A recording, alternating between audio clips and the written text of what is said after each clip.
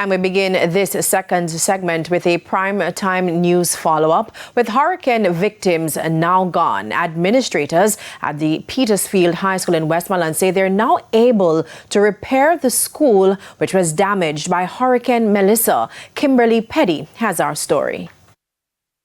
As she smiled from ear to ear, this hurricane victim walked into her new accommodation at the Petersfield High School principal and teacher's cottage Thursday. It's where she, her 5 children, as well as the other hurricane victims who've been staying at the school will live until they move to a permanent location.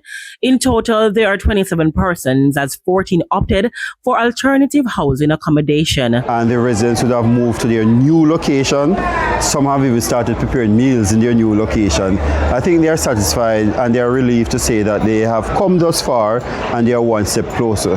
So today I can report that the Petersfield High School shelter at 5 p.m. today will be officially closed, as no residents will be on the compound because they would have moved over to their new location. And I'm happy and I'm relieved for this so that we can get back to the business of school as it ought to be. With nowhere to go, Mr. Clark says the high school staff agreed to facilitate the hurricane victims next door. To know that this is where the principal was living and the teachers were living, and we treat our teachers with dignity and pride, and we're giving them the same dignity and pride. So they are really happy that they are getting this comfortable area to stay in until they can move into their permanent house. Despite the inconvenience, Principal Rowan Green says he's proud the school was able to assist the residents, some of whom are parents to children attending Petersfield High. For me, I'm just happy that there's a solution in place for them, that they can be secure at the end of the day based on the time that was given. Now that the shelteries are gone, he says, the focus now is to repair sections of the school that was damaged during Hurricane Melissa. Contractors have already begun the work. Even with the sheltery going, we cannot use those classrooms until they are fixed. The contractual agreement with NET to have the school repaired include those 4 classrooms. Based on the damage to the roof will have to be taken off and fully repaired.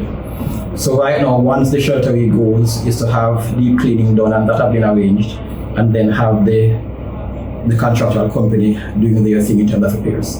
And given the uncertainty of what lies ahead, the headmaster said he empathizes with the hurricane victims. I know they have had it very hard, but I'm glad there's some sort of closure right now for them to be relocated. And just to have school getting back to what it should have been, school for teaching and learning. Because it's a difference once they're not on the compound for us to really get back to where we should be. Just to have them move is a big step in the right direction. And for all the parties concerned who would have made it happen, thanks much. TVJ News understands that the residents will be living at the cottage for the next 6 to 8 weeks until their container homes are ready. Kimberly Petty for TVJ News.